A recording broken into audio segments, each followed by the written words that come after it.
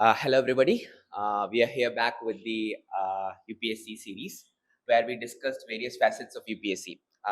നമ്മളെല്ലാവരും നമ്മുടെ 2026 പ്രിലിംസ് ഒക്കെ കഴിഞ്ഞു. ഇപ്പൊ നമ്മൾ ഏതിലേക്കാണ് ഇനി മെയിൻസിന്റെ ഫേസിലേക്ക് നമ്മൾ എന്ത് ചെയ്യാണ്, കാലെടുത്ത് വെക്കാണ്. അപ്പം result is down the corner. May be by the time this videos release ചിലപ്പം എന്ത് ചെയ്തിട്ടുണ്ടാവും, റിസൾട്ട് വന്നിട്ടുണ്ടാവും. But we are actually chatting before the എന്താണ് UPSC. We had a long discussion about UPSC prelims. ഒരുപാട് ആൾക്കാർ ഇത് കണ്ട് നമ്മളോട് കുറെ ഇതൊക്കെ പറഞ്ഞിട്ടുണ്ടായിരുന്നു. ദേ ഓൾസോ ഷെയർ ദിയർ എന്താണ് അവരുടെ അഭിപ്രായങ്ങളൊക്കെ അതിനെപ്പറ്റി പറഞ്ഞു.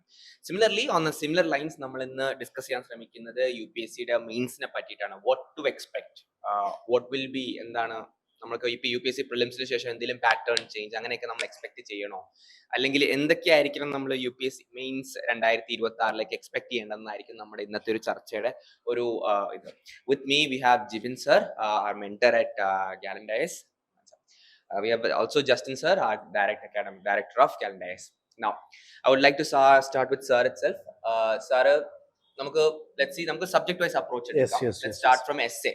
Okay sir, essay has undergone a drastic change. Exactly. നമ്മളിപ്പോ 2014-13 തൊട്ട് അനലൈസ് ചെയ്തിട്ടുണ്ടെങ്കിൽ we had a topical approach. 2021 പൊടുന്നതിനെ നമുക്ക് ഒരു സെക്ഷനിൽ മാത്രം നമ്മൾ എന്ത് കാണുന്നു, ഫിലോസഫിക്കൽ അപ്രോച്ച് കാണുന്നു, ഫിലോസഫിക്കൽ ആയിട്ടുള്ള essays. But philosophical essay is also the same as എന്താണ് topical essay, but it requires a different approach.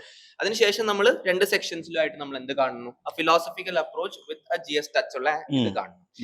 എന്തൊക്കെയായിരിക്കണം 2026 നമ്മുടെ ഇതിന് വേണ്ടിയിട്ട്, മെയിൻസിന് വേണ്ടിയിട്ട് ഒരു എസ്സേ ആസ്പിരന്റ്, എസ്സേക്ക് വേണ്ടി പ്രിപ്പയർ ചെയ്യുന്ന ഒരു ആസ്പിരന്റ് ശ്രദ്ധിക്കേണ്ടത്, ഇനി അത് കഴിഞ്ഞാൽ തന്നെ അത് എങ്ങനെയായിരിക്കണം അയാൾ പ്രിപ്പയർ ചെയ്യേണ്ടത്? സാറിന്റെ ഒരു അഭിപ്രായം എന്തായിരിക്കും? ജസ്റ്റിൻ സാർ, എസ്സേയിലേക്ക് വരുമ്പോൾ എസ്സേ എനിക്ക് എപ്പോഴും തോന്നിയിട്ടുള്ളത്, നമ്മുടെ 2026 അല്ലെങ്കിൽ 2027 മെയിൻസ് എഴുതാൻ ആഗ്രഹിക്കുന്ന ആസ്പിരൻസ് എപ്പോഴും ശ്രദ്ധിക്കേണ്ടത്, always try to distinguish the way of essay writing and your GS answer writing. GS answer writing പോലെ എസ്സേനെ സമീപിക്കരുത് എന്നുള്ളതാണ് ആദ്യമായിട്ട് എനിക്ക് നിങ്ങളോട് പറയാനുള്ളത്. ഇപ്പം എസ്സേ എന്ന് പറയുന്നത് സത്യം പറഞ്ഞു കഴിഞ്ഞാൽ നിങ്ങൾ ആലോചിച്ച് നോക്കൂ, 1200 വേർഡ്സിൽ നമ്മൾ 10-12-14 പേജസിൽ ചെയ്യുന്ന ഒരു പ്രക്രിയയാണ്, അല്ലെങ്കിൽ ഒരു സംഭവമാണ്. അപ്പൊ ഇതിന്റെ ആദ്യത്തെ ഒരു ലൈൻ തൊട്ട് നിങ്ങൾ ആദ്യം അത് ഇൻട്രസ്റ്റിംഗ് ആക്കാൻ വേണ്ടി ഒരു കോട്ട് ഇട്ടു, അവിടെ തൊട്ട് കൺക്ലൂഷൻ വരെ ശരിക്കും ഭയങ്കര ഇൻട്രസ്റ്റിംഗ് ആയിട്ടുള്ള നല്ലൊരു സിനിമ, അതിന്റെ ഒരു ട്രെയിലർ ആയിട്ടോ ടീസർ ആയിട്ടോ ഇതിന്റെ ഇൻട്രൊഡക്ഷനെ വിശേഷിപ്പിക്കാം. അത് കാണുന്ന ഒരാൾക്ക് ഈ മൂവി കാണാനുള്ള ഒരു ത്വര ഉണ്ടാവണം, ഒരു എന്താ പറയുക, ഒരു ആവേശം ഉണ്ടാവണം. അപ്പോൾ അങ്ങനെ ഒരു ട്രെയിലർ അല്ലെങ്കിൽ ഇൻട്രൊഡക്ഷനിൽ തുടങ്ങി നിങ്ങൾ ബോഡി പാർട്ടിലേക്ക് എത്തുന്നു, പല ആംഗിൾസിലൂടെ ഡയമെൻഷൻസിലൂടെ സഞ്ചരിക്കുന്നു. അതിനൊരു സ്മൂത്ത് ട്രാൻസിഷനിങ് അല്ലെങ്കിൽ ഒരു ഒഴുക്കുണ്ടാവണം. അതിലൂടെ പോയി ഇതിന്റെ ഒരു ക്ലൈമാക്സ് എന്നുള്ള ഒരു എലമെന്റ് ഉണ്ട്. ഒരു സിനിമയുടെ ക്ലൈമാക്സ് പോലെ തന്നെ ഫൈനലി എക്സാമിനർ മാർക്ക് ഇടുന്നതിന് മുമ്പ് നിങ്ങളുടെ conclusion, the way you conclude, വളരെ ഒരു പെസിമിസ്റ്റിക് അപ്രോച്ചിലൊക്കെ കൺക്ലൂഡ് ചെയ്ത എസ്സേസ് ഞാൻ വായിച്ചിട്ടുണ്ട്, ഒരു പ്രതീക്ഷയില്ലാത്ത കൈൻഡ് ഓഫ് കൺക്ലൂഷൻസ്. അപ്പൊ ഭയങ്കര ഓപ്റ്റിമിസ്റ്റിക് ആയിട്ടുള്ള, ഒരു ഫ്യൂച്ചറിസ്റ്റിക് ആയിട്ടുള്ള, ഒരു ഫോർവേഡ് ലുക്കിംഗ് ആയിട്ടുള്ള നല്ലൊരു കൺക്ലൂഷൻ. അപ്പൊ ശരിക്കും പറഞ്ഞാൽ നല്ലൊരു മൂവിന്റെ ഈ ട്രെയിലർ, ടീസർ, മൂവി, ക്ലൈമാക്സ്, ഈ ഒരു ആംഗിളിലൂടെ സഞ്ചരിക്കുന്നു എസ്സേ. നല്ലൊരു ഇൻട്രൊഡക്ഷൻ, നല്ലൊരു ബോഡി, നല്ലൊരു കൺക്ലൂഷൻ. എസ്സേൽ എപ്പോഴും നമ്മൾ കാണുന്നത്, എസ്സേ കുറച്ചും കൂടി ഒരു ക്രിയേറ്റീവ് സ്പേസിൽ മനസ്സിലാക്കേണ്ട സംഭവമാണ്. നമ്മളിപ്പോൾ GS exactly what is the question ആസ്ഡ്, directives ആസ്ഡ്, accordingly you answer in 150 words or 250 words, enough. അതിൽ എക്സ്ട്രാ ഫിറ്റിംഗ്സ് ഒന്നും വേണ്ട. പക്ഷെ ഇത് കുറച്ചും കൂടി സാഹിത്യപരമായിട്ട്, ഭാവനാപരമായിട്ട്, അല്ലെങ്കിൽ കുറേ കൂടി ക്രിയേറ്റീവ് ആയിട്ട് അപ്രോച്ച് ചെയ്യേണ്ട ഒരു എലമെന്റ് ആണ് എസ്സേ എന്ന് പറയുന്നത്. അപ്പൊ എസ്സേയിൽ പലപ്പോഴും ഡീവിയേഷൻ വലിയൊരു വില്ലനാണ്. ഈ പറയുന്ന ഒരു പർട്ടിക്കുലർ ഇഷ്യൂനെ കുറിച്ച്, may be as you Z, നമ്മളൊരു ഫിലോസഫിക്കൽ ടോപ്പിക് ആവാം. ഈ കുട്ടികളുടെ ഏറ്റവും വലിയ പ്രശ്നം അറിയാം, ഒരു ടോപ്പിക് കാണുമ്പോൾ ഭയങ്കര ആവേശമായിരിക്കും, ഞാനിപ്പോൾ ഇത് എഴുതി തകർക്കും എന്നുള്ളൊരു സംഭവമായിരിക്കും. പക്ഷെ എഴുതി തുടങ്ങി കുറച്ച് കഴിയുമ്പോഴാണ് ഇതിന്റെ ട്രാപ്പ് മനസ്സിലാവുന്നത്. അവർക്ക് പോയിന്റ്സ് കിട്ടുന്നില്ല, എഴുതാൻ പറ്റുന്നില്ല, എവിടെയോ വെച്ച് അവസാനിപ്പിച്ച് പിന്നെ ഡീവിയേഷൻസ് ആണ്. അപ്പോൾ പലപ്പോഴും കാണുന്നത്, നമ്മൾ ഈ പറയുന്ന സൊക്കോൾഡ് ഒരു പർട്ടിക്കുലർ സെൻട്രൽ ടോപ്പിക് ഉണ്ട്, ഒരു ഇഷ്യൂ ഉണ്ട്, അതിന്റെ പല ആംഗിൾസിലൂടെ സഞ്ചരിക്കുന്ന ഓരോ പാരഗ്രാഫിൽ നിന്ന് അടുത്ത പാരഗ്രാഫിലേക്ക് പോകുമ്പോഴും, അല്ലെങ്കിൽ ആർഗ്യുമെന്റ്സും കൗണ്ടർ ആർഗ്യുമെന്റ്സും കേസ് സ്റ്റഡീസും എക്സാമ്പിൾസ് ഒക്കെ പ്രസന്റ് ചെയ്യുമ്പോഴും, obviously this has to substantiate or justify what is the central issue. അതിനെ ക്രോഡീകരിച്ചുകൊണ്ടുള്ള ഒരു ട്രാവലിംഗ് ആയിരിക്കണം. പക്ഷെ പലപ്പോഴും എസ്സേയിൽ കുട്ടികൾക്ക് പറ്റിപ്പോകുന്നത്, ഒരു 2-3 പാരഗ്രാഫ് കഴിയുമ്പോൾ ടോട്ടലി ഒരു ഡീവിയേറ്റഡ് ആവുന്നു, ട്രാക്ക് മാറിപ്പോകുന്നു. പിന്നെ ചില എസ്സേ എന്ന് പറയുന്നത് ഭയങ്കര എക്സ്ട്രീമാണ്. അത് കാണുന്ന എക്സാമിനർ ചിലപ്പോൾ അത് വലിച്ചു കയറി കളഞ്ഞെന്നിരിക്കും, അല്ലെങ്കിൽ ചിലപ്പോൾ അത് അവിടെ വെച്ചിട്ട് അയാൾ തീരുമാനിച്ചിട്ടുണ്ടാവും ഇതിന് ഇത്ര മാർക്ക് മതി എന്നുള്ളത്. ഇപ്പോൾ ഒരു എക്സാമിനറെ ആദ്യം തൊട്ട് അവസാനം വരെ എൻഗേജിങ് ആക്കി നിർത്തുക എന്നുള്ളത് ഇമ്പോർട്ടന്റ് ആണ്. ചിലർ ഭയങ്കര എക്സ്ട്രീം സ്റ്റാൻഡ് എടുക്കുന്നവരുണ്ട്. എസ് എസിലൂടെ പോകുമ്പോൾ ഇതൊരിക്കലും ഇങ്ങനെ നടക്കത്തില്ല, ഇതിന് ഒരു പോസിബിലിറ്റി ഇല്ല, ഇതൊരു ഒരു പ്രോഗ്രസിന് സാധ്യതയില്ല എന്ന സ്റ്റാൻഡിലൂടെ പോകുന്നു. അല്ലെങ്കിൽ ഈ പറയുന്ന സോക്കോൾഡ് ഗവൺമെന്റ് അല്ലെങ്കിൽ ഗവൺമെന്റ് ഇനീഷ്യേറ്റീവ്സിനെ ഭയങ്കരമായിട്ട് വിമർശിക്കുന്ന ടൈപ്പ് ഓഫ് എന്താ പറയുക എസ്സേസ് കാണാറുണ്ട്. ഇനി ചിലപ്പോൾ എന്താന്ന് വെച്ചാൽ ഫിലോസഫിക്കൽ ടോപ്പിക്സ് ഫിലോസഫി മാത്രമായിട്ട് പ്രസന്റ് ചെയ്യുന്നുണ്ട്. അത് ആരും ചിന്തിക്കാത്ത ഏതൊക്കെയോ ഇപ്പൊ കോട്സ് ഒക്കെ obviously you have to furnish the quotes. നമ്മുടെ ആർഗ്യുമെന്റ്സിനെയോ കൗണ്ടർ ആർഗ്യുമെന്റ്സിനെയോ പോയിന്റ്സിനെയൊക്കെ വാലിഡേറ്റ് ചെയ്യാനോ അതിനെ ജസ്റ്റിഫൈ ചെയ്യാനോ ഒക്കെ നമ്മൾ കോഡ്സ് ഉപയോഗിക്കുന്നുണ്ട്. അല്ലെങ്കിൽ എസ് എക്ക് ഒരു നെക്സ്റ്റ് ഒരു ആംഗിൾ കൊടുക്കാനൊക്കെ ഒരു വേറൊരു ഡയമെൻഷൻസിലേക്ക് സഞ്ചരിക്കാനോ ഇനി ഒരു ഡയമെൻഷനെ വളരെ ഭംഗിയായിട്ട് നമുക്കൊരു കൺക്ലൂഷനിലേക്ക് കൊണ്ടുവരാനോ ഒക്കെ നമുക്ക് കോഡ്സ് ഉപയോഗിക്കാം. പക്ഷെ പലപ്പോഴും എസ് എ ആണ് എന്നൊരു സ്വാതന്ത്ര്യം എടുത്തിട്ട് അനാവശ്യമായിട്ട് വലിച്ചു വാരി കോഡ്സ് ഇടുന്ന ഒരു രീതി കാണാറുണ്ട്. അത് ലോകത്തുള്ള നമുക്ക് പോലും അറിയില്ലാത്ത അല്ലെങ്കിൽ ആർക്കും അറിയില്ലാത്ത ഏതൊക്കെയോ ആൾക്കാരെ ഉദ്ധരിച്ചുകൊണ്ട് കോഡ്സ് ഇടുന്നു. അപ്പൊ അങ്ങനെ നമുക്ക് ആരെയും പറ്റിക്കാനാവത്തില്ല. എസ്പെഷ്യലി ഒരു UPSC എക്സാമിനറെ വെറുതെ എന്തൊക്കെയോ കോട്ട് ഇട്ടിട്ട് പറ്റിക്കാന്നുള്ളെങ്കിൽ തന്നെയല്ല കോഡ്സിന്റെ അതിപ്രസരം. എസ് എ ആണ് അതുകൊണ്ട് ഒരുപാട് കോട്ട് ഉപയോഗിക്കാം എന്നൊരു തെറ്റിദ്ധാരണയില് എന്തൊക്കെയോ എവിടുന്നൊക്കെയോ കോഡ്സ് കോൺടസ്റ്റുമായിട്ട് ഒരു മാച്ച് ആവാത്ത കോഡ്സ്. സോ ഇതൊക്കെ ശ്രദ്ധിക്കും. പിന്നെ ഈ ഒരുപാട് അനാവശ്യമായിട്ടുള്ള ജാർഗൻസ്. അപ്പൊ അവരുടെ തെറ്റിദ്ധാരണ എസ് എന്ന് പറഞ്ഞാല് ഒബ്വിയസ്ലി നമുക്കൊരു ഒരു എന്താ പറയുക ഒരു ഒരു ഒരു സാഹിത്യപരമായിട്ട് ഭയങ്കരമായിട്ടൊരു സ്പേസ് ഉണ്ട്. Having Z so it doesn't mean that നിങ്ങൾ ആർക്കും മനസ്സിലാവാത്ത ഭയങ്കരമായിട്ടുള്ള ഈ പറയുന്ന സോക്കോൾഡ് ജാർഗൻസ് ഒക്കെ ഉപയോഗിച്ച് ആൾക്കാരെ കൺഫ്യൂസ് ചെയ്യിക്കുക എന്നുള്ളതല്ല എസ് എന്റെ ഉദ്ദേശം. ഞാൻ നേരത്തെ പറഞ്ഞ പോലെ ഒരു ഒരു ഒരു അരുവി ഒഴുകുന്ന ഒരു എന്താ പറയുക ആ ഒരു ഒരു സ്മൂത്ത് ട്രാൻസിഷനിങ് ചെയ്യണോ ആ ഒരു ഒഴുക്ക് ശരിക്കും എസ് എയിൽ നമുക്ക് ഫീൽ ചെയ്യണം. I mean these things you have to take care coming to S A.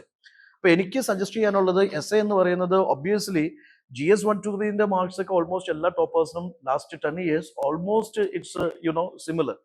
പക്ഷെ അവരെ ടോപ്പർ ആക്കിയ എലമെന്റ്സ് എന്ന് പറയുന്നത് their score in these essay, their score in these even ethics and their optional. അപ്പൊ essay നിങ്ങൾ ഒരിക്കലും വില കുറച്ച് കാണരുത്. ഒരുപാട് കുട്ടികൾ നമ്മൾ കാണാറുണ്ട് എൻഡ് സ്റ്റേജിലാണ് എസ് എ, അല്ലെ എസ് എ അല്ലേ അത് ഞാനങ്ങ് തകർത്തോളും എന്നൊരു മൈൻഡ് സെറ്റിൽ പോകുന്ന കുട്ടികളുണ്ട്.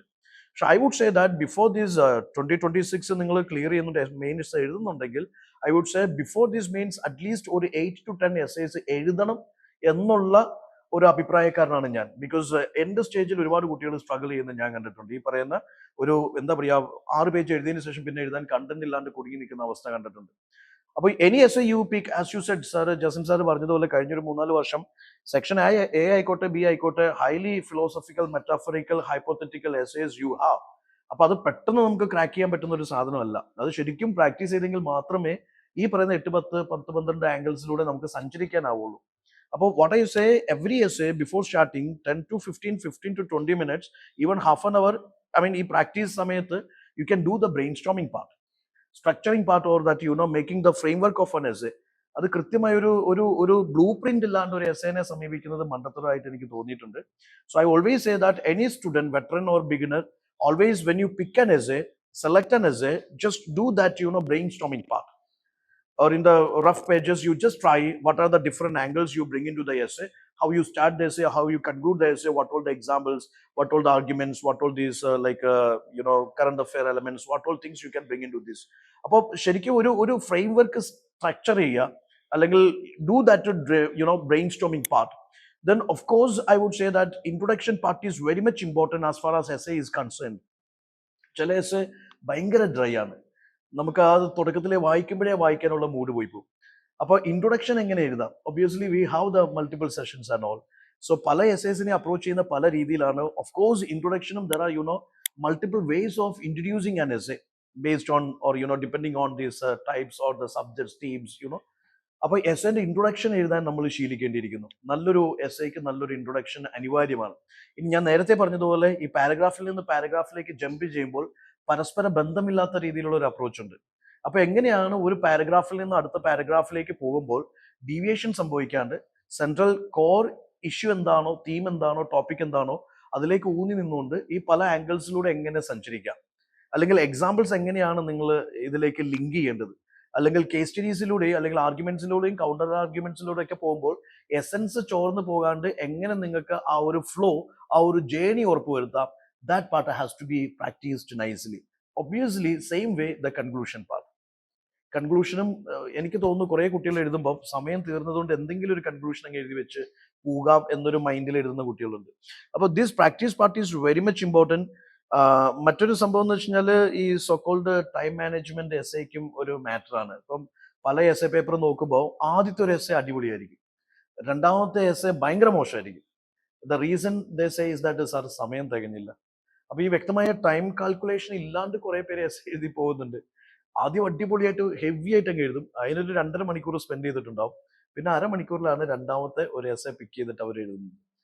സോ അതും എനിക്ക് തോന്നുന്നു വലിയൊരു തോതിൽ ഒരുപാട് പേർക്ക് നല്ല എസ് എ, 2 എസ്സേസ് നന്നായിട്ട് എഴുതാൻ പറ്റാത്തതിന്റെ ഒരു പ്രധാനപ്പെട്ട കാരണം ഈ poor time management parties and poor selection parties also. നേരത്തെ പറഞ്ഞതുപോലെ ടോപ്പിക് ആദ്യം കാണുമ്പോൾ ആവേശമായിരിക്കും, പക്ഷെ അവർ എഴുതി വരുമ്പോഴാണ് മനസ്സിലാവുന്നത്, ഓ മൈ ഗോഡ് ഇതെന്റെ കയ്യിൽ ഒതുങ്ങുന്ന സംഭവം അല്ല എന്ന് മനസ്സിലാവുന്നത്. അപ്പൊ നിങ്ങൾ ഒരു എസ് എ പിക്ക് ചെയ്യുമ്പോൾ എപ്പോഴും ശ്രദ്ധിക്കേണ്ടത് വെദർ നിങ്ങൾക്ക് ഇതിന്റെ ഈ എന്താ പറയുക ആ ഒരു പൂജ, അതിന്റെ ഓപ്പണിംഗ് പൂജ അല്ലെങ്കിൽ അതിന്റെ ട്രെയിലർ തൊട്ട് അതിന്റെ ക്ലൈമാക്സ് വരെ അല്ലെങ്കിൽ അതിന്റെ ആന്റി ക്ലൈമാക്സ് വരെ വളരെ ഭംഗിയായിട്ട് നിങ്ങൾക്ക് സഞ്ചരിക്കാൻ പറ്റുമോ എന്നുള്ളത് ഉറപ്പ് വരുത്തുക. ഓക്കെ, അതിനാണ് ഈ ബ്രെയിൻ സ്ട്രോമിംഗ് പാർട്ട് അല്ലെങ്കിൽ അങ്ങനത്തെ ഒരു എക്സസൈസിന്റെ അനിവാര്യത, ഇമ്പോർട്ടന്റ് അല്ലെങ്കിൽ അത് വേണം എന്ന് പറയുന്നത്. So selecting an essay has to be ഒരു വൈസ് ഡിസിഷൻ ആയിരിക്കണം. Time management part is very important. പിന്നെ എസ് എ ഞാൻ പറഞ്ഞു കഴിഞ്ഞു, എസ് എ നിങ്ങളൊരു GS ആൻസർ എഴുതുന്നത് പോലെ എഴുതി പോകുന്നത് ഒരു I don't think it is a good idea. ഇപ്പൊ ചില എസ്ഐസ് ബുള്ളറ്റ് പോയിന്റ്സ് ആയിട്ട് എഴുതി വെച്ചിട്ടുണ്ട്. ഐ ഡോണ്ട് തിങ്ക് അത് എന്താണ് ആൾ ഉദ്ദേശിച്ചത് എനിക്ക് മനസ്സിലായില്ല. എസ്ഐസ് ഫുള്ള് ബുള്ളറ്റ് പോയിന്റ്സ് ആണ്, ഒരു ഇൻട്രൊഡക്ഷൻ ഉണ്ട്, കൺക്ലൂഷൻ ഉണ്ട്, ബാക്കി ഫുള്ള് ബുള്ളറ്റ് പോയിന്റ്സ് ആണ്. ഐ ഡോണ്ട് തിങ്ക് അങ്ങനത്തെ ഒരു സംഭവം വർക്കാവും. കാരണം at the end of the day നമ്മുടെ ഇമോഷൻ കൺവേ ആവണ്ടേ. GSന് അതിന്റെ ആവശ്യമില്ല.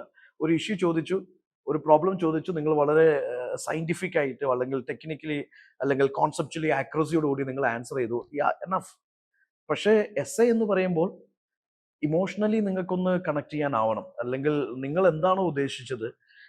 ഒബ്വിയസ്ലി നിങ്ങളുടെ പ്രോബ്ലം സോൾവർ ഉണ്ടാവാം, ഡിസിഷൻ മേക്കർ ഉണ്ടാവാം, അല്ലെങ്കിൽ ഈ മൾട്ടിപ്പിൾ സ്റ്റേക്ക് ഹോൾഡേഴ്സിന്റെ ഇന്റലിജൻസിലൂടെ നിങ്ങൾ സഞ്ചരിക്കുന്നതുണ്ടാവാം. At the end of the day ആ ഒരു എക്സാമിനറുമായിട്ട് നിങ്ങളുടെ ആ ഒരു ഇഷ്യൂ അല്ലെങ്കിൽ ആ ഒരു കോണ്ടസ്റ്റിന്റെ ഇമോഷനും കൂടി കൺവേ ചെയ്യാനായിട്ട് ആവണം.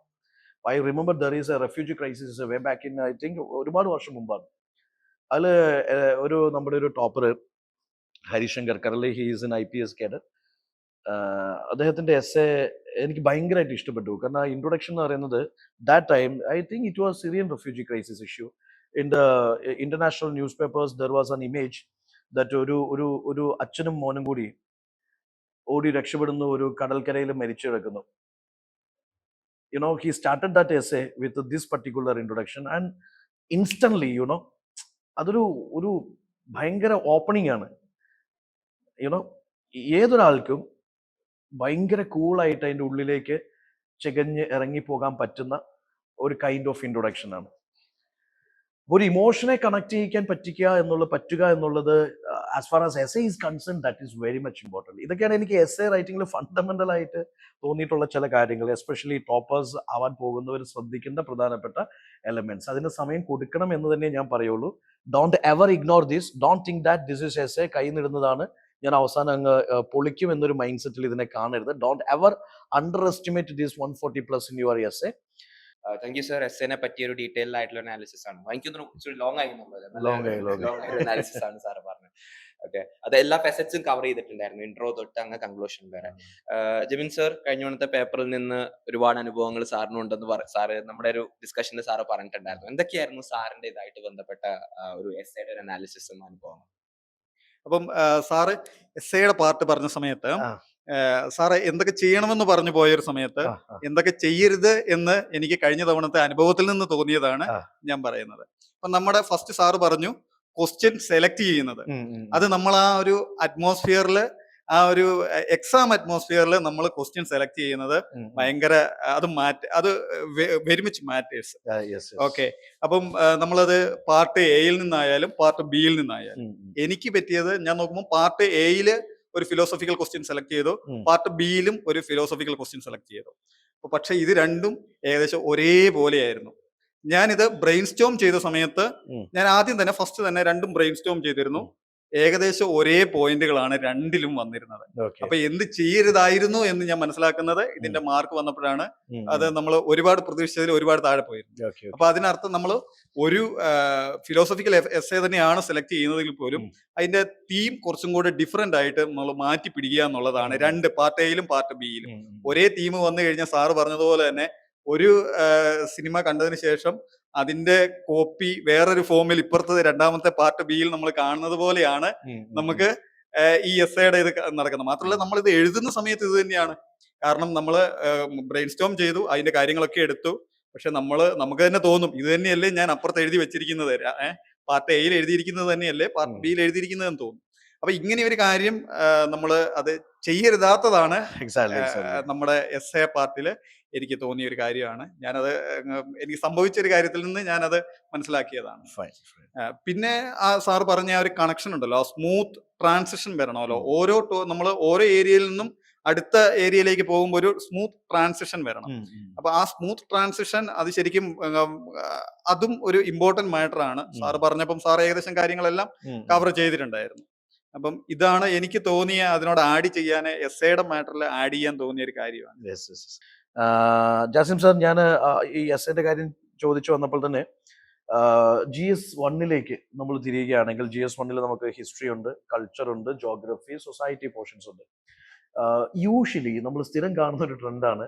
Even the toppers papers analyse ചെയ്യുമ്പോഴും കഴിഞ്ഞൊരു 4-5 വർഷത്തെ നോക്കുമ്പോഴും majority people, even their optional is history or geography, they also still score very low in this GS1. അതിന്റെ ഒരു കാരണം എന്തായിരിക്കും? സർ, ഒന്ന് നമ്മൾ മനസ്സിലാക്കേണ്ടത് GS1 ഉള്ള ടോപ്പിക്സിന് പലപ്പോഴും മാർക്ക് കുറയാനുള്ള ഒരു കാരണം എന്ന് പറഞ്ഞിട്ടുണ്ടെങ്കിൽ റൈറ്റ് പ്രിപ്പറേഷൻ സ്ട്രാറ്റജിയുടെ ഒരു പ്രോബ്ലം ആയിരിക്കാം. ഫോർ എക്സാമ്പിൾ, ഇപ്പൊ നമ്മൾ ഹിസ്റ്ററി എടുക്കുകയാണെങ്കിൽ അപ്പോൾ നമ്മൾ ആ പ്രിലിംസിന്റെ നോളജ് വെച്ച് തന്നെ നേരിട്ട് എക്സാം ഹോളിലേക്ക് കയറാം എന്നുള്ളൊരു മിഥ്യാധാരണ ചിലപ്പോൾ എന്ത് ചെയ്യാം, നമ്മൾ അവിടെ ചെല്ലുമ്പോൾ നമുക്കിപ്പോൾ ഫോർ എക്സാമ്പിൾ നമ്മളോട് കഴിഞ്ഞ വർഷത്തെ ഫസ്റ്റ് ക്വസ്റ്റ്യൻ വളരെ ഡയറക്റ്റ് ആയിട്ട് നമ്മൾ ചോദിക്കാം IVCയിൽ എന്താ ഉള്ളത്. അപ്പൊ ചിലപ്പോ അവിടെ ചെല്ലുമ്പോഴത്തേക്കും നമുക്ക് കുറെ മൊഹൻജദാരവും ഹരപ്പയും അതുപോലെ ഒരു ലോത്തളും ഇതൊക്കെയാണ് ഓർമ്മ ഉണ്ടാവുക. അപ്പോ ഒരു റൈറ്റ് റിവിഷൻ ഇല്ലായ്മ ചിലപ്പം എന്തുണ്ടാവാം, ഇതിനായിട്ട് ഇതുണ്ടാവാം. പിന്നെ ആ ഒരു പ്രിപ്പറേഷൻ ഡിഫറൻസ്. ഫോർ എക്സാമ്പിൾ, ഞാൻ എപ്പോഴും പറയാറ് ഈ ഹിസ്റ്ററിയുടെ ഏൻഷ്യന്റും മെഡീവലും ഒക്കെ പ്രിപ്പയർ ചെയ്യേണ്ടത് ഹൊറിസോണ്ടലിയും പ്രിപ്പയർ ചെയ്യണം, വെർട്ടിക്കലിയും പ്രിപ്പയർ ചെയ്യണം.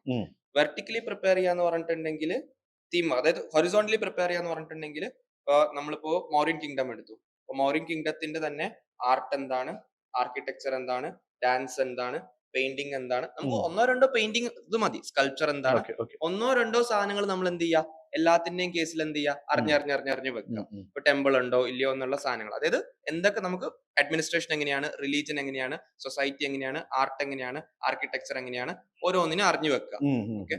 അപ്പോ നമ്മളിപ്പോ മഹാജനപദാസിന് പ്രിപ്പയർ ചെയ്തു, മൗര്യന് പ്രിപ്പയർ ചെയ്തു, ഗുപ്തയ്ക്ക് പ്രിപ്പയർ ചെയ്തു, ട്രൈപാർട്ടൈറ്റ് സർക്കിളുകൾ പ്രിപ്പയർ ചെയ്തു, IVCക്ക് പ്രിപ്പയർ ചെയ്തു, നമ്മുടെ ഡൽഹി സുൽത്താനിന് പ്രിപ്പയർ ചെയ്തു, മുഗളിന് പ്രിപ്പയർ ചെയ്തു. അപ്പൊ നമ്മൾ എല്ലാത്തിന്റെയും ഹൊറിസോണ്ടൽ പ്രിപ്പയർ ചെയ്ത് വെക്കാം. ഇൻ കേസ് നമ്മൾ വെർട്ടിക്കൽ ക്വസ്റ്റ്യൻ വന്നു എന്ന് വിചാരിച്ചു, for example lion and bull വന്നാലും നമ്മൾ റെഡിയാ. കാരണം നമ്മൾ എങ്ങനെ ചിന്തിച്ചാൽ മതി, ആ ഹൊറിസോണ്ടൽ എഴുതി വെച്ചേക്കുന്ന സാധനത്തിനെ നമ്മൾ എങ്ങനെ ചെയ്താൽ മതി, വെർട്ടിക്കലി അനലൈസ് ചെയ്താൽ മതി. അപ്പൊ നമ്മൾ മൗര്യനിലെ ലയൺ ഉണ്ടോ, IVCയിലെ ലയൺ ഉണ്ടോ, വേദിക്കിലെ ലയൺ ഉണ്ടോ, ഗുപ്തയിലെ ലയൺ ഉണ്ടോ, ഇതുണ്ടോ എന്ന് ചിന്തിച്ചാൽ മതി. അപ്പൊ റൈറ്റ് പ്രിപ്പറേഷൻ സ്ട്രാറ്റജീസ് ആയിരിക്കാം. ഇപ്പൊ ഹിസ്റ്ററി പോലൊരു സ്ഥലത്ത് നമുക്ക് ഇത് ചെയ്യാതിരിക്കാം, നമ്മളൊരു ലോസിലേക്ക് പോകാതിരിക്കാം. വൺ ഫണ്ടമെന്റൽ മിസ്റ്റേക്ക് ഹിസ്റ്ററിയിൽ ഞാൻ മനസ്സിലാക്കി, സാറിന് കുറച്ചുകൂടെ പറയാൻ പറ്റുമായിരിക്കും, പ്രിപ്പയർ ചെയ്യാതെ പോകുന്നതാണ്. അപ്പൊ അതേ മിസ്റ്റേക്ക് ഞാനും കമ്മിറ്റ് ചെയ്തിട്ടുണ്ട്. 2021 സമയം കുറവായതുകൊണ്ട് ആൻഷ്യൻ മിഡീവൽ അല്ലേ, നമ്മൾ പ്രിലിംസിന് പഠിച്ചതല്ലേ, നമ്മൾ തുറന്ന് നോക്കണ്ടാത്തതല്ലേ, നമ്മൾ പറഞ്ഞ നമ്മൾ നേരെ എക്സാം ഹോളിൽ പോകും. ഏറ്റവും സിമ്പിൾ ആയിട്ടുള്ള ക്വസ്റ്റൻ ആയിരിക്കും നമുക്ക് ഏറ്റവും വേസ്റ്റ് ആയിട്ട് കൊടുക്കാം. And we all no means it's all about giving that 12-13 ക്വസ്റ്റ്യൻസിന് നല്ല അപ്രോപ്രിയേറ്റ് കണ്ടന്റ് കൊടുക്കുന്നതാണ് മീൻസിലെ വിജയലക്ഷ്യം നമുക്കറിയാം. അപ്പൊ എനിക്ക് ഏൻഷ്യൻ മിഡീവലിൽ പറയാനുള്ളത് ഈ പറയുന്ന എന്താണ്, ഈ പറയുന്ന സാധനമാണ്, വെർട്ടിക്കലും ഹൊറിസോണ്ടൽ അനാലിസിസും ചെയ്തു വെക്കുക. അതിന്റെ അകത്തോടെ തന്നെ ആർട്ട് ആൻഡ് കൾച്ചർ എന്തായിക്കോളും, കംപ്ലീറ്റ് ആയി പൊക്കോളും എന്നുള്ളത്. With regard to modern India, I always feel thematic analysis ഇല്ലാത്തത്. തിമാറ്റിക് അനാലിസിസ് നമ്മള് എപ്പോഴും മറ്റേ പൊളിറ്റിക്കൽ ക്രോണോളജി വെച്ചിട്ടാണ് നമ്മൾ എന്ത് പഠിച്ചു പോവാ, മോഡേൺ ഇന്ത്യ പ്രിലിംസിന് പഠിച്ചു പോവാ. പക്ഷെ മെയിൻസിന് കുറെ കൂടി ഡിമാൻഡ് ചെയ്യുന്നത് തിമാറ്റിക് ആണ്. ഫോർ എക്സാമ്പിൾ, നമ്മളിപ്പോ എക്കണോമിക് കൊളോണിയൽ ഇമ്പാക്ട് എന്താണ്, അല്ലെങ്കിൽ എഡ്യൂക്കേഷൻ എങ്ങനെയാണ് പ്രോഗ്രസ് ചെയ്ത്, പ്രസ് എങ്ങനെയാണ് പ്രോഗ്രസ് ചെയ്ത്. അപ്പൊ ആ ഒരു ഏരിയ നമ്മൾ ഫോക്കസ് ചെയ്യാതെ പോകുന്ന പലപ്പോഴും എന്ത് വരും, നമുക്ക് നമ്മുടെ മാർക്ക് കുറയുന്നതിന് വെച്ചാൽ. അപ്പൊ മോഡേൺ ഇന്ത്യയിൽ ഞാൻ എപ്പോഴും പറയുന്നത് തിമാറ്റിക് ആയിട്ട് അനാലിസിസ് ആണ്. മൂന്നാമതായിട്ട് വേൾഡ് ഹിസ്റ്ററിന് അപ്പാടെ എന്ത് ചെയ്തിട്ട് പോവാ, ഇത് ചെയ്ത് പോവാ. അറ്റ്ലീസ്റ്റ് ഫോർ നമ്മൾ എന്ത് ചെയ്യുക, നമ്മൾ ഇൻഡസ്ട്രിയൽ റെവല്യൂഷൻസിന്റെ കോസസ് എന്താണ്, ഇമ്പാക്ട് എന്താണ്, അമേരിക്കൻ റെവല്യൂഷൻസിന്റെ കോസസ് എന്താണ്, ഇമ്പാക്ട് അതെങ്ങനെയാണ് ഫ്രഞ്ച് റെവല്യൂഷനിലേക്ക് പോയത്. അപ്പൊ ഫ്രഞ്ച് റെവല്യൂഷന്റെ അവസാനം കോൺഗ്രസ് ഓഫ് വിയന്ന എങ്ങനെയാണ്, unification of Italy, unification of Germany, അത് സ്ക്രാമ്പിൾ ഫോർ ആഫ്രിക്ക പഠിക്കുക, ഫസ്റ്റ് വേൾഡ് വാറിന്റെ കോസസ് ഇമ്പാക്ട് പഠിക്കുക, ഇന്റർ വാർ പീരീഡിലുള്ള കോസസ് ഇവന്റ്സ് എന്താണെന്ന് പഠിക്കുക, സെക്കൻഡ് വേൾഡ് വാറിലെ കോസസ് ഇമ്പാക്ട് എന്താണെന്ന് പഠിക്കുക, പോസ്റ്റ് കോൾഡ് വാർ ഇറയിലെ ഏറ്റവും ഇമ്പോർട്ടന്റ് ആയിട്ടുള്ള സാധനങ്ങൾ പഠിക്കുക. അറ്റ്ലീസ്റ്റ് ഈ പറയുന്ന 8-10 ടോപ്പിക്ക് നമ്മളൊന്ന് വൃത്തിക്ക് വേൾഡ് ഹിസ്റ്ററിയിൽ ഒരു കോസ് അനാലിസിസിൽ പഠിച്ചു പോവാണെങ്കിൽ we are on the safer side. അല്ലെങ്കിൽ നമുക്ക് എന്ത് ചെയ്യാൻ പറ്റില്ല, നമ്മൾ അവിടെ ചെന്നിട്ട് ഫോർ എക്സാമ്പിൾ ഇത്തവണ ചോദിച്ചു ഫ്രഞ്ച് റെവല്യൂഷന്റെ ഇന്നത്തെ ലോകത്തെ എൻഡ്യൂറിംഗ് റെലവൻസ് എന്താണ്. നമ്മൾ ഫ്രഞ്ച് റെവല്യൂഷന്റെ ഇമ്പാക്ട് പഠിച്ചിട്ട് പോയ ഒരാളാണെങ്കിൽ നമുക്ക് നേരിട്ട് എന്ത് ചെയ്യാം, കണ്ടംപററി വേൾഡ് ആയിട്ട് കണക്ട് ചെയ്യാം. അപ്പൊ നമുക്ക് അങ്ങനെ ഒരു ക്വസ്റ്റ്യൻ നമുക്ക് വൃത്തിക്ക് എന്ത് ചെയ്യായിരുന്നു, കൊടുക്കായിരുന്നു. അതും ഫ്രഞ്ച് റെവല്യൂഷൻ ഒന്നും ചോദിക്കുന്നത് ഫസ്റ്റ് സ്റ്റേറ്റോ സെക്കൻഡ് സ്റ്റേറ്റോ ഒന്നും ചോദിക്കുന്നില്ല. നമ്മളോട് എന്താ ചോദിക്കുന്നത്, അതിന്റെ ഇമ്പാക്ട് എന്താണെന്നാണ് ചോദിക്കുന്നത്, അതിന്റെ ഇന്നത്തെ റെലവൻസ് എന്താണെന്നാണ് ചോദിക്കുന്നത്. നമുക്ക് പെട്ടെന്ന് കണക്ട് ചെയ്യാൻ പറ്റും. സിമിലർലി ആണ് പോസ്റ്റ് ഇൻഡിപെൻഡൻസിലും. പോസ്റ്റ് ഇൻഡിപെൻഡൻസിന്റെ കേസിലും നമ്മൾ എപ്പോഴും വിട്ടുപോകുന്നത് ആ തിമാറ്റിക് അനാലിസിസ് ആണ്. നമ്മൾ എപ്പോഴും അപ്പൊ ഇന്റഗ്രേഷന്റെ ക്വസ്റ്റ്യൻസ് സാച്ചുറേറ്റ് ആയി. ഇനി ഇന്റഗ്രേഷൻ വിട്ടിട്ട് ഇപ്പൊ കഴിഞ്ഞാണ് ചോദിച്ചത് കൺസോളിഡേഷൻ ആണ്. സയൻസ് ആൻഡ് ടെക്നോളജിയിൽ എങ്ങനെയാണ് കൺസോളിഡേഷൻ വന്നത്, എഡ്യൂക്കേഷനിൽ എങ്ങനെയാണ് കൺസോളിഡേഷൻ വന്നത്. അപ്പോ കുറേയും കൂടെ നമ്മള് വൈഡ് ആയിട്ട് എന്ത് പിടിച്ചാൽ മതി, തിമാറ്റിക് ആയിട്ടുള്ള അനാലിസിസ് പോസ്റ്റ് ഇൻഡിപെൻഡന്റ്. പക്ഷെ അത് രണ്ടും നമ്മൾ വിട്ടിട്ട് പോകരുതെന്നാണ് എന്റെ ഒരു പേഴ്സണൽ അഭിപ്രായം. അത് ഇപ്പൊ ചെയ്യണം തന്നെ ഇല്ല, ഇപ്പൊ റൈറ്റ് ടൈം ആണ് ചെയ്യാൻ. റിസൾട്ട് വരാത്തോടെ നമുക്ക് ഒരു രസത്തിന് എന്ത് ചെയ്യാം, ഇത് നമുക്ക് ചെയ്തു പോവാം. അപ്പൊ ജസ്റ്റ് ഒരു ബ്രോഡ് ആയിട്ടുള്ള കാര്യങ്ങൾ അറിഞ്ഞാൽ തന്നെ എന്താണ് ബെറ്റർ. ഇനി പോസ്റ്റ് ഇൻഡിപെൻഡൻസ് തന്നെ എന്റെ ഒരു ഹമ്പിൾ ഇതെന്ന് പറഞ്ഞിട്ടുണ്ടെങ്കിൽ ആ ഇയേഴ്സ് നോക്കാം. ഫോർ എക്സാമ്പിൾ നമുക്ക് വേണമെങ്കിൽ പറയാം 1965 വാർ, ഓക്കെ, അല്ലെങ്കിൽ ഈ വർഷം നമുക്ക് സുഖമായിട്ട് എമർജൻസി എന്നൊരു ക്വസ്റ്റൻ എക്സ്പെക്ട് ചെയ്യാം 50 ഇയേഴ്സ് ആയതുകൊണ്ട്. അപ്പൊ അങ്ങനെയുള്ള സാധനങ്ങൾ പോസ്റ്റ് ഇൻഡിപെൻഡൻസിൽ നോക്കുവാണെങ്കിൽ കുറച്ചും കൂടെ ഹൈ ഈൽഡ് ചെയ്യാണ്. പക്ഷെ ഇത് രണ്ടും വിട്ടിട്ട് പോകുന്നത് എനിക്ക് എന്തല്ല അഭികാമ്യമായിട്ട് തോന്നിയിട്ടില്ല. ഇതൊക്കെയാണ് ഞാൻ മെയിൻസിന് പ്രിപ്പയർ ചെയ്തുകൊണ്ടിരുന്ന സമയത്തും ഞാൻ ഹിസ്റ്ററിയിൽ എന്ത് ചെയ്തിട്ടുണ്ടായിരുന്നു, ഫോക്കസ് ചെയ്തിട്ടുണ്ടായിരുന്നു. അപ്പൊ അവിടെ വിട്ടിട്ട് പോകാതെ ഇരിക്കുക. ഇത് എന്ത് ചെയ്യുക, നമ്മൾ ഈ പറയുന്ന കാര്യങ്ങൾ ഇതാണ്. സാറിന് എന്താണ്, ഐ മീൻ സാറിന് ഹിസ്റ്ററി ഫാക്കൽറ്റി ആയതുകൊണ്ട് സാറിന് കുറെ കൂടെ അതിൽ. അല്ല, എനിക്ക് ഇത് തന്നെയാണ് എക്സാക്ട്ലി 2-3 പ്രശ്നങ്ങൾ ഇപ്പം ജാസിം സാർ പറഞ്ഞതിൽ. ഓഫ് കോഴ്സ് ഒരുപാട് സ്റ്റുഡൻസ് ഹിസ്റ്ററിനെ കാണുന്നത് ലാസ്റ്റ് മിനിറ്റ് റിവിഷൻ എന്നുള്ള രീതിയിലാണ്. കാരണം പ്രിലിംസിൽ സാമാന്യം നല്ലോണം എഫേർട്ട് ഇട്ട് കഴിഞ്ഞു. So mostly what happens is that they start with this ethics paper, essay paper, rest of the things they do. ഒരുപക്ഷെ GS1 അവരുടെ ലാസ്റ്റ് പ്രയോറിറ്റി ആയിരിക്കും, അല്ലെങ്കിൽ ലീസ്റ്റ് പ്രയോറിറ്റി ആയിരിക്കും. Now the problem is that as you said that ഇതിന്റെ ഒരു time line chronology based ഈവൻസും അല്ലെങ്കിൽ അതിന്റെ സംഭവങ്ങളൊക്കെ ഓർത്തിരുന്നു എന്ന് പറയുമ്പോൾ അനാലിസിസ് ഈസ് മിസ്സിംഗ്.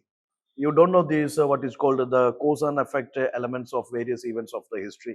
അതുപോലെ തന്നെ ഈ തിമാറ്റിക് ആയിട്ടുള്ള ഒരു അപ്രോച്ചും പല കുട്ടികൾക്കും മിസ്സിംഗ് ആണ്. അവരിപ്പോഴും ഒരു സ്പെക്ട്രം ഗൈഡ് വെച്ചിട്ട് ഈ ഫാക്സിന്റെ ടെംപ്ലേറ്റ് പ്രിപ്പയർ ചെയ്തിട്ട് മെയിൻസിന് പോകുന്ന ഒരു രീതിയുണ്ട്.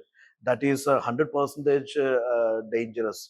സോ കോൺസെപ്ച്വൽ നമ്മൾ ഈ പറയുന്നത് പോലെ ബാക്കിയുള്ള പേപ്പേഴ്സിന് കൊടുക്കുന്ന അതേ വെയിറ്റേജ് നമ്മൾ GS1 കൊടുക്കണം. കാരണം അതും 250 മാർക്കിന്റെ ആണ്, 10 മാർക്കിന്റെ അല്ല. So of course, as you said that കുറെ themes ഉണ്ട് ഫണ്ടമെന്റലി. വേൾഡ് ഹിസ്റ്ററിയിൽ as you said that 18ാം നൂറ്റാണ്ട് തൊട്ട് 21ാം നൂറ്റാണ്ട് വരെയുള്ള, മോഡേൺ ഹിസ്റ്ററിയിൽ 18ാം നൂറ്റാണ്ട് തൊട്ട് 21ാം നൂറ്റാണ്ട് വരെയുള്ള ancient medieval art and architecture, literature, core themes, ഇതിന്റെ ഫണ്ടമെന്റൽ ആയിട്ടുള്ള കുറെ തീംസ് ഉണ്ട്. സ്ഥിരമായിട്ട് ചോദിക്കുന്ന കുറെ ഏരിയാസ് ഉണ്ട്. അത് കഴിഞ്ഞൊരു 20 വർഷത്തെ ക്വസ്റ്റ്യൻസ് എടുത്തോളൂ. PYQs കൃത്യമായിട്ട് അനലൈസ് ചെയ്ത് കഴിഞ്ഞാൽ മനസ്സിലാവും. സ്ഥിരമായിട്ട് ചോദിക്കുന്ന, even the question is not repeated, സ്ഥിരമായിട്ട് ചോദിക്കുന്ന തീംസ് ആർ റിപ്പീറ്റഡ്. അപ്പൊ ആ തീംസും അതിന്റെ സബ് ടോപ്പിക്സ് ഒക്കെ നല്ല രീതിയിൽ ഒന്ന് കവറപ്പ് ചെയ്ത് കഴിഞ്ഞാൽ obviously history is scoring. Jibin sir geography handle ചെയ്യുന്നു. ഈ കഴിഞ്ഞ ഒരു 4-5 വർഷത്തെ പാറ്റേൺ ഒന്ന് അനലൈസ് ചെയ്ത് കഴിഞ്ഞാൽ 2026 കുട്ടികൾ ജോഗ്രഫിയിൽ പുതിയതായിട്ട് എന്തെങ്കിലും എക്സ്പെക്ട് ചെയ്യണോ, അല്ലെങ്കിൽ അവരുടെ ഒരു പ്രിപ്പറേഷൻ മോഡില് സ്ട്രാറ്റജിയിൽ എന്തെങ്കിലും മാറ്റങ്ങൾ വരുത്തണോ ഫോർ മെയിൻസ് പാർട്ട്? സാറേ, എനിക്കിപ്പം മനസ്സിലാകുന്നത് കഴിഞ്ഞ തവണത്തെ മെയിൻസ് എഴുതിയതിൻ്റെ ഒരു ഇതിൽ ഞാൻ പറയുന്നത് ഇപ്പൊ ഇവോൾവിംഗ് നാച്ചർ ഓഫ് മെയിൻസ് ആണ്. ഇവോൾവിംഗ് നാച്ചർ ഓഫ് മെയിൻസ് എന്ന് പറഞ്ഞാൽ നമ്മൾ ഒരു സബ്ജക്റ്റിൽ മാത്രം ഒതുങ്ങുന്നതല്ല നമ്മുടെ പ്രിപ്പറേഷൻ, അല്ലെങ്കിൽ അതിൽ മാത്രം കൊണ്ട് നമുക്ക് പ്രിപ്പറേഷൻ ഒതുക്കാൻ സാധിക്കില്ല. നമ്മൾ ഈ പ്രിപ്പറേഷനെ നമ്മൾ മൾട്ടി ഡിസിപ്ലിനറി അപ്രോച്ചിൽ നമ്മൾ അതിനെ സമീപിക്കണം. കാരണം നമ്മൾ ഇപ്പൊ ജോഗ്രഫിയിൽ നിന്ന് കഴിഞ്ഞ വർഷമുള്ള ഒരു ക്വസ്റ്റ്യന് നമ്മൾ സൊസൈറ്റിയായിട്ട് റിലേറ്റ് ചെയ്തിട്ടാണ് ഒരു ക്വസ്റ്റ്യൻ വന്നത്. നമ്മുടെ നോർത്തേൺ പ്ലെയിനിലെ ഫുഡ് ഇൻഡസ്ട്രീസുമായിട്ട് ബന്ധപ്പെട്ടിട്ടുള്ള ആ ഒരു കൾച്ചറുമായിട്ട് റിലേറ്റ് ചെയ്തിട്ടുള്ള ഇതിനെ നമുക്ക് നമ്മുടെ സൊസൈറ്റി പാർട്ടും ഉണ്ട്, അറ്റ് ദ സെയിം ടൈം നമുക്ക് അതിന്റെ ആ ജോഗ്രഫിന്റെ പാർട്ടും വരുന്നുണ്ട്. അത് ഹിസ്റ്ററിയിൽ എനിക്ക് തോന്നുന്നു how was this ancient civilization shaped by geographical factors? അതെ So they're again clubbed with അതെ geography. അതായത് നമുക്ക് ഇപ്പം ഇനി വരുന്ന ക്വസ്റ്റ്യൻസ് ഞാൻ കാണുന്നത് ഉം. ഓരോ സെക്ഷനിൽ നിന്ന് മാത്രമായിട്ടല്ല പല സെക്ഷനിൽ നിന്ന് ക്ലബ് ചെയ്തിട്ട് ഒരുമിച്ചാണ് ഒരു ക്വസ്റ്റ്യൻ വരുന്നത്. Yes, yes, ഇവിടെ yes. ഒരാളുടെ ഒരു കാൻഡിഡേറ്റിന്റെ അനാലിസിസ് പവറാ നോക്കുന്നത്, അല്ലെങ്കിൽ അനാലിസിസ് പാർട്ടാ നോക്കുന്നത് ഞാൻ മനസ്സിലാക്കിയെടുത്തോളം. അപ്പം എങ്ങനെ ഇൻഡസ്ട്രീസിനെ ജോഗ്രഫിക്കൽ ആയിട്ടുള്ള സെറ്റപ്പുമായിട്ട് കണക്ട് ചെയ്യുന്നു, ഉം. ദെൻ ആ ഒരു പാർട്ട് ദെൻ എങ്ങനെ സൊസൈറ്റിയെ പിന്നെ ഫോം ചെയ്യാൻ സഹായിക്കുന്നു, ഇനി അവിടെയുള്ള ആളുകളുടെ സ്വഭാവത്തിൽ അതെങ്ങനെ മാറ്റം വരുത്തുന്നു, ഇങ്ങനെയുള്ള കാര്യങ്ങളെല്ലാം നമ്മളത് ഇന്റർലിങ്ക് ചെയ്ത് പഠിക്കണം. അതായത് Okay, okay. ഏത് ടോപ്പിക് ആയാലും നമ്മൾ അതിനെ ഇന്റർലിങ്ക് ചെയ്യണം. ദെൻ അടുത്തൊരു പാർട്ട് ജോഗ്രഫിയുടെ പാർട്ട് എന്ന് പറഞ്ഞാൽ അത് എപ്പോഴും IR-ഉമായിട്ടും റിലേറ്റഡ് ആയിരിക്കും, Okay. ഇന്റർനാഷണൽ റിലേഷൻസുമായിട്ട് നമുക്ക് റിലേറ്റ് ചെയ്യാൻ പറ്റും. Ah, ah. അപ്പം നമ്മൾ IR പഠിക്കുന്ന സമയത്ത് നമ്മൾ മാപ്പ്, ആ ഒരു ഏരിയയിലുള്ള മാപ്പിംഗ് കാര്യങ്ങളെല്ലാം നമ്മൾ ഉം. കവർ ചെയ്തിട്ടുണ്ടാകണം. Okay. അപ്പൊ നമുക്ക് എവിടെയൊക്കെ മാപ്പ് ഇൻക്ലൂഡ് ചെയ്യാൻ പറ്റുന്നുണ്ടോ, നമുക്കത് ഒരു 30 സെക്കൻഡ്സിൽ അല്ലെങ്കിൽ 10 സെക്കൻഡ്സിൽ നമുക്ക് വരയ്ക്കാൻ പറ്റുന്ന ഒരു മാപ്പ് ഉണ്ടെങ്കിൽ ജസ്റ്റ് അതൊന്ന് ഡ്രോ ചെയ്ത് കഴിഞ്ഞാൽ നമുക്ക് അവിടെ നമ്മൾ എത്ര അധികം പോയിന്റ്സ് പറയുന്നതിലും നമുക്ക് അതിനേക്കാൾ അധികമായിട്ട് നമുക്ക് ആ ഒരു മെസ്സേജ് കൺവേ ചെയ്യാൻ സാധിക്കും. Yes, yes. അതിന് എനിക്ക് പറയാനുള്ള ഒരു കാരണം, നമുക്ക് 15 മാർക്കിന്റെ ഒരു ക്വസ്റ്റ്യൻ കഴിഞ്ഞ തവണ ഉം. ഓഫ് ഷോർ ഓയിൽ വെൽസുമായിട്ട് ബന്ധപ്പെട്ടിട്ടുണ്ടായിരുന്നു. ഉം, ഉം, ഉം. അപ്പം നമുക്ക് അതിന്റെ ഒരു ബേസിക് കൺസെപ്റ്റ്സ് ഒന്ന് അറിയേണ്ടത്, ഓയിൽ വെൽസ് വരുന്നത് അല്ലെങ്കിൽ പെട്രോളിയം വരുന്നത് കൂടുതലും അത് മറൈൻ സെഡിമെന്റ്സ് ആണ്, അത് പെട്രോളിയം ആയിട്ട് ഫോം ചെയ്ത് പോകുന്നത്. ഉം, ഉം. ദെൻ അപ്പൊ അത് ഓഫ് ഷോർ വെൽസും ആണ് ചോദിച്ചിരിക്കുന്നത്. പിന്നെ അത് എവിടെയായിരിക്കും കൂടുതലായിട്ട് ഉണ്ടാകുന്നത് എന്നുള്ള ഒരു ഐഡിയ ഉണ്ടെങ്കിൽ നമ്മളൊരു വേൾഡ് മാപ്പ് പെട്ടെന്ന് വരച്ചു, ദെൻ നമ്മൾ കുറച്ച് ഏരിയാസ് നമ്മൾ മാർക്ക് ചെയ്തു, ആ ഒരു വരുന്ന ഒരു ഏരിയ. ഇപ്പം നമുക്കറിയാം വെനസ്വേലയുടെ ഏരിയ ഉം. ഏറ്റവും സിമ്പിൾ ആയിട്ട് മനസ്സിലാക്കുവാണെങ്കിൽ വെനസ്വേലൻ ഏരിയ എന്ന് പറഞ്ഞു കഴിഞ്ഞാൽ ലോകത്തിന്റെ ഒരു 16% മുതൽ 16%ഓളം ഓയിൽ വരുന്ന ഒരു ഏരിയ. പിന്നെ നമ്മൾ കാണുന്നതാണ് എപ്പോഴും നമ്മുടെ ഗൾഫ് ഏരിയയിൽ എപ്പോഴും ഓയിൽ വരുന്നതാണ്. ഇത് ആർക്കും ഒന്നും അറിയത്തില്ലാത്ത ഒരാൾക്ക് പറയുന്നതാണ്. പിന്നെ നമ്മുടെ വെസ്റ്റേൺ ആഫ്രിക്കൻ റീജിയൻ, ആഫ്രിക്കയുടെ ആ ഒരു കോസ്റ്റൽ ഏരിയ. ഉം, ഉം. പിന്നെ നമുക്ക് അറിയാവുന്ന മുംബൈ, നമ്മുടെ ബോംബെ ഹൈ ഉണ്ട്, ബോംബെ ഹൈ. അപ്പൊ ഇങ്ങനെയുള്ള കുറച്ച് ഏരിയ നമ്മൾ പെട്ടെന്ന് മാർക്ക് ചെയ്ത് കഴിഞ്ഞിട്ടുണ്ടെങ്കിൽ തന്നെ നമ്മൾ ഓൾ ഓവർ വേൾഡ് നമ്മൾ ഏകദേശം മാർക്ക് ചെയ്തു, പെട്ടെന്ന് കഴിഞ്ഞു. നമ്മളത് എത്രയധികം പോയിന്റുകളായിട്ട് പറഞ്ഞാലും അതിനേക്കാൾ അധികമായിട്ട് നമ്മളവിടെ പ്രസന്റ് ചെയ്ത് കഴിഞ്ഞു ഓൾറെഡി.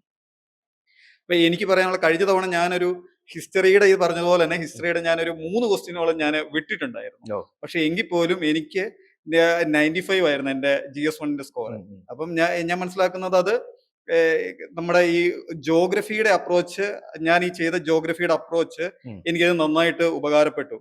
അപ്പം നമുക്ക് GS1 സ്കോർ ചെയ്യാൻ പറ്റും. പക്ഷെ അതിന് നമ്മൾ GS1 ആയാലും ഇനി വരുന്ന ഏത് സബ്ജക്റ്റ് ആയാലും അതിനെ നമ്മൾ അപ്രോച്ച് ചെയ്യുമ്പം ഒരു സിംഗിൾ സബ്ജക്റ്റ് മാത്രമായിട്ടല്ല, പല സബ്ജക്റ്റിനെ നമുക്ക് കമ്പൈൻ ചെയ്തിട്ട് അനാലിസിസ് ടൈപ്പിൽ നമുക്കത് പ്രസന്റ് ചെയ്യാൻ പറ്റണം. Yes, yes. അതാണ് ഞാനിപ്പം മാറി വരുന്നത്. ഇപ്പൊ ഈ വർഷമായാലും എനിക്ക് തോന്നുന്നത്, കഴിഞ്ഞ വർഷം മുതൽ ഞാൻ പ്രത്യേകം ശ്രദ്ധിക്കുന്നതാണ്, എല്ലാം ഒരു നമ്മൾ പർട്ടിക്കുലർ ടോപ്പിക്കിൽ നിന്ന് മാത്രമാണ് ഒരു ക്വസ്റ്റ്യൻ വന്നതെന്ന് പറയാൻ പറ്റില്ല. എനിക്ക് തോന്നുന്നു ജോഗ്രഫിയുടെ ഇപ്പൊ കൺസിഡർ ചെയ്യുവാണെങ്കിൽ ഒരു 130 മാർക്സിനടുത്ത് ക്വസ്റ്റ്യൻസ് ജോഗ്രഫിയുടെ കൺസിഡർ ചെയ്യാൻ വന്നിട്ടുണ്ട്. പക്ഷെ നമുക്ക് ഈ പറയുന്നത് ഓവർലാപ്പിംഗ് ആണ്. 130+ എന്ന് പറഞ്ഞാല് അതിൽ കുറെ ക്വസ്റ്റ്യൻസ് സൊസൈറ്റിയുടെ വന്നിട്ടുണ്ട്.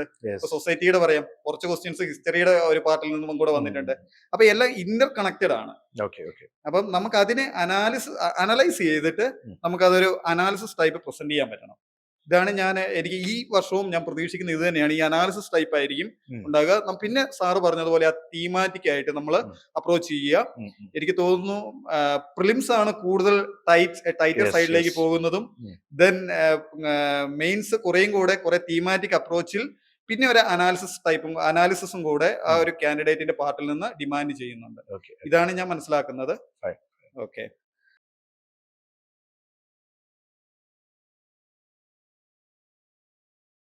Gallant IAS, chasing your passion to ace.